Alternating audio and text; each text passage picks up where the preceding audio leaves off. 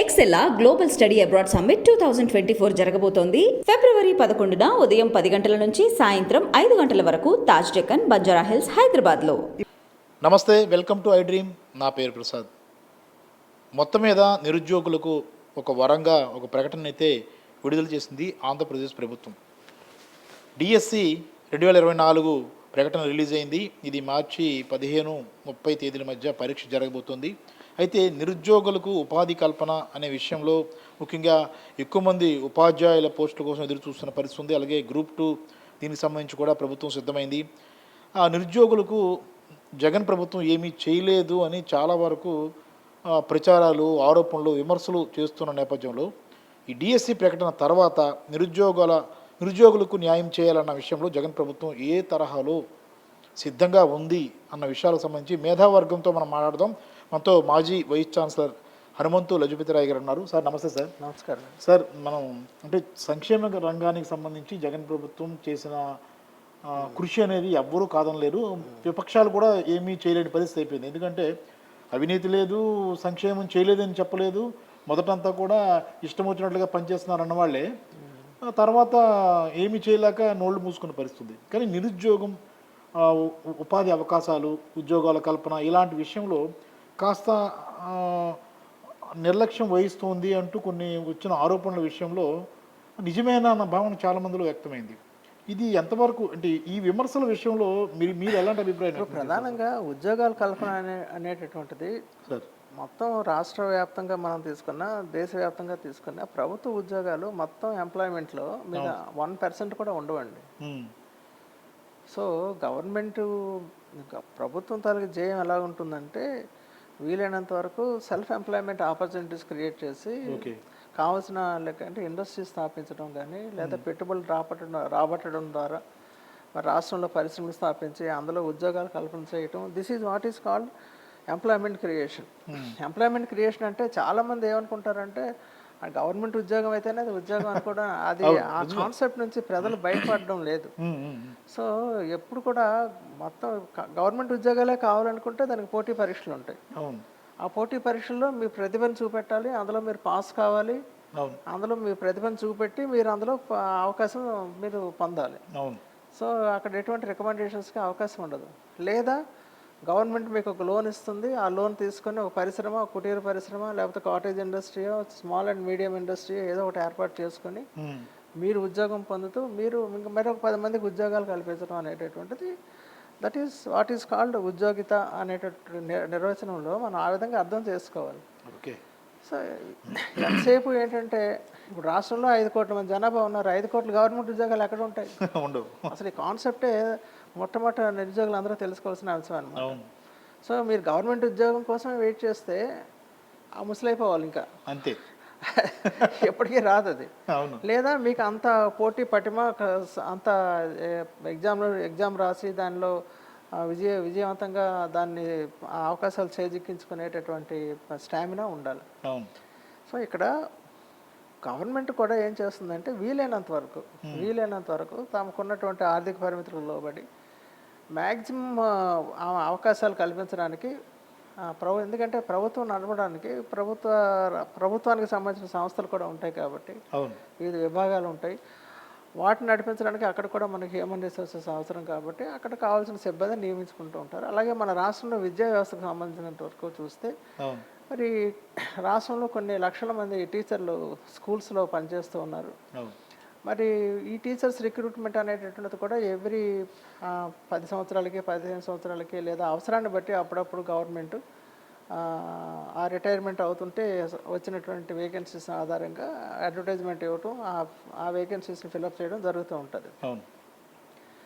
So ఇక్కడ ఇప్పుడున్నటువంటి రాష్ట్ర ప్రభుత్వం కూడా ఏం చేస్తుందంటే మరి ఇప్పటికే అనేక సందర్భాల్లో అంతకుముందు కూడా 2019లో ఈ రాష్ట్ర ప్రభుత్వం వచ్చిన తర్వాత కరోనా సమయంలో కూడా ఉద్యోగాలు క్రియేట్ చేశారు.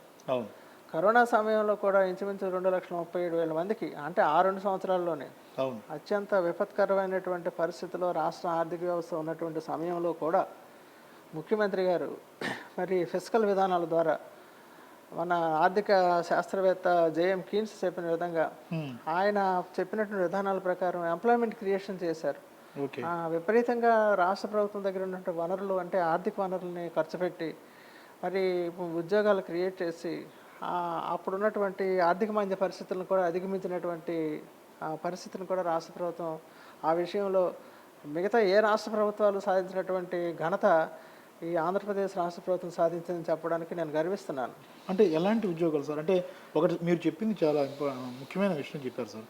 అంటే ఈ 5 ఏళ్లలో జగన్ నిరుద్యోగులకు ఏమీ చేయలేదు అన్న వాళ్ళకి సచివాలయం ఏర్పాటు చేసిన తర్వాత చాలా ఉద్యోగాలు క్రియేట్ అయ్యి వాళ్ళందరూ కూడా సచివాలయాల ద్వారానే మీకు ఇంచుమించు 2 లక్షల ఉద్యోగాలు వచ్చాయి. తర్వాత కోవిడ్ కష్టకాలం అనేది చాలా ఇబ్బందికర పరిణామం. ప్రతి కుటుంబం దాదాపుగా చాలా కుటుంబాలు సర్వనాశనం అయిపోయి చాలా మంది చేతులు తీశారు. ఆర్థిక భారంతో ఇబ్బంది పడ్డారు. ఆయన వాలంటరీ వ్యవస్థనే పెట్టాడు. ఆ వాలంటరీ వ్యవస్థలో గ్రామంలో ప్రతి 50 కుటుంబాలకి ఒక వాలంటీర్ని పెట్టి వాళ్ళకి ఒక 5,000 రూపాయలు పారితోషికం ఇచ్చి, అది కూడా లేదు కదా. అవును, అది లేదు. అది కూడా లేనటువంటి పరిస్థితి. 2 ఏళ్ళు సుమారుగా పతనం అయిపోయినట్టే కదా సార్. పూర్తి 5 ఏళ్ల పాలనలో 2 ఏళ్ళు మనం తీసేయాలి. ప్రభుత్వానికి ఆదాయం లేదు, అవును, ఉత్పత్తులు లేవు, మరి ఒక్క వ్యవసాయ ఉత్పత్తులు తప్ప మిగతా ఉత్పత్తులన్నీ ఆగిపోయినటువంటి పరిస్థితి, ఇండస్ట్రీస్ క్లోజ్ అయిపోయిన పరిస్థితి. అలాంటి పరిస్థితుల్లో కూడా మరి గ్రామాల్లో ఉన్నటువంటి ప్రజలందరికీ కూడా ఏదో ఒక రకమైనటువంటి వృత్తిని కల్పించడం ద్వారా ఆయన ఆదుకున్నారు. సో ఆ విధంగా ఉద్యోగాల కల్పన ఈ రోజుకి కూడా మనం చూస్తే ఇంచుమించు 4 లక్షలకు పైగా ఉద్యోగాలు మరి ఇంచుమించు అనేక స్థాయిల్లో ఆయన ప్రభుత్వ విభాగాల్లో కల్పించడమే జరిగింది. సో ఇప్పుడు రీసెంట్గా కూడా ఆయన డిఎస్సి రిక్రూట్మెంట్ సంబంధించి నోటిఫికేషన్ ఇష్యూ చేశారు. మరి రేపు మార్చి 15 నుంచి 30 లోపల మరి ఎగ్జామ్స్ కూడా కండక్ట్ చేస్తున్నారు. సో ఏప్రిల్ మొదటి వారం 2వ వారంలో దానికి సంబంధించిన ఫలితాలు కూడా ప్రకటిస్తున్నామని చెప్పారు. సో ఇది ఆయన తీసుకున్నటువంటి చొరవనే చెప్పాలి. అంటే ఇంకా దాన్ని ముఖ్యమంత్రి గారు రాష్ట్రంలో ఆర్థిక పరిస్థితి ఎలా ఉన్నప్పటికీ కూడా మరి ఎందుకంటే నాడు నేడు వ్యవస్థ కింద మరి స్కూల్స్ను ఒక పక్క ఇన్ఫ్రాస్ట్రక్చర్ అభివృద్ధి చేసి మరి పాఠశాలలన్నింటినీ హై స్కూల్స్ అన్నింటినీ కూడా మరి అక్కడ అన్ని సౌకర్యాలు కల్పిస్తూ చేస్తున్న తరుణంలో మరి వీలైనంత మంది టీచర్లు కూడా ఉండాలి. ఆ టీచర్ల రిక్రూట్మెంట్లో చాలామంది రిటైర్ అయ్యారు.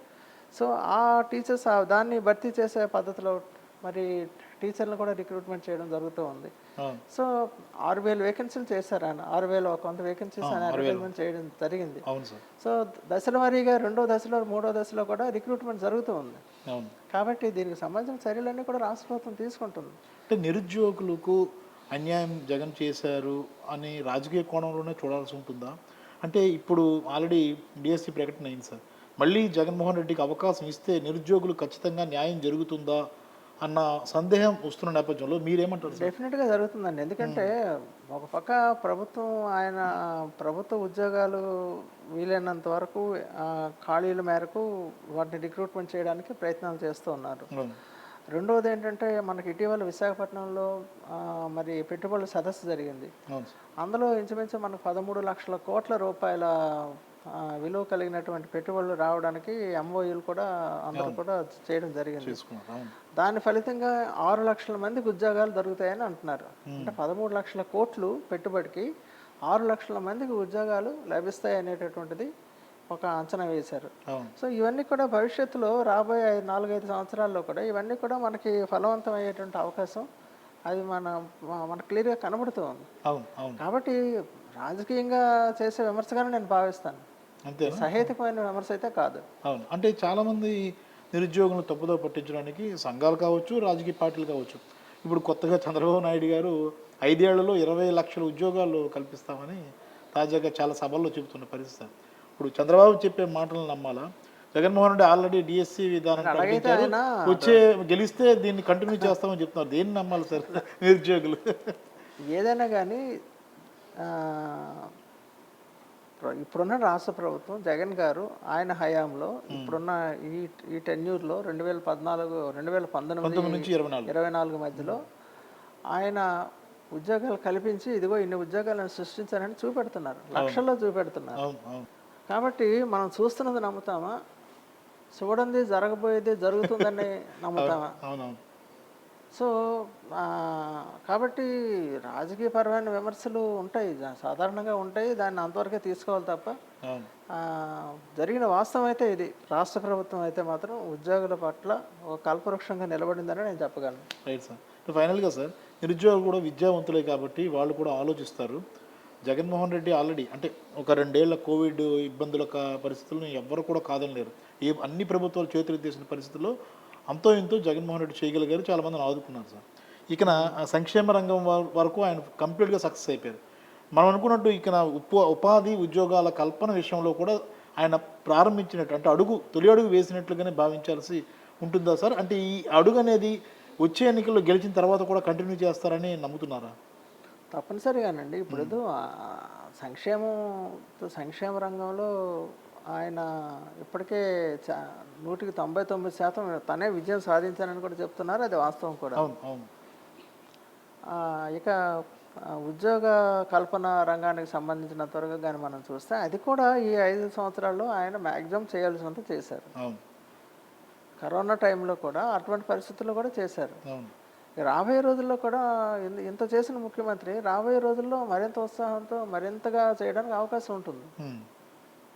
అవును. అంటే మీరు నిరుద్యోగులకు ఏం సూచిస్తారు సార్? అంటే చాలా మందిలో చాలా రకాల అభిప్రాయాలు ఉండొచ్చు. నిరుద్యోగులు విద్యావంతులు, వాళ్ళకి అన్ని విషయాలు తెలుసు. ఎస్.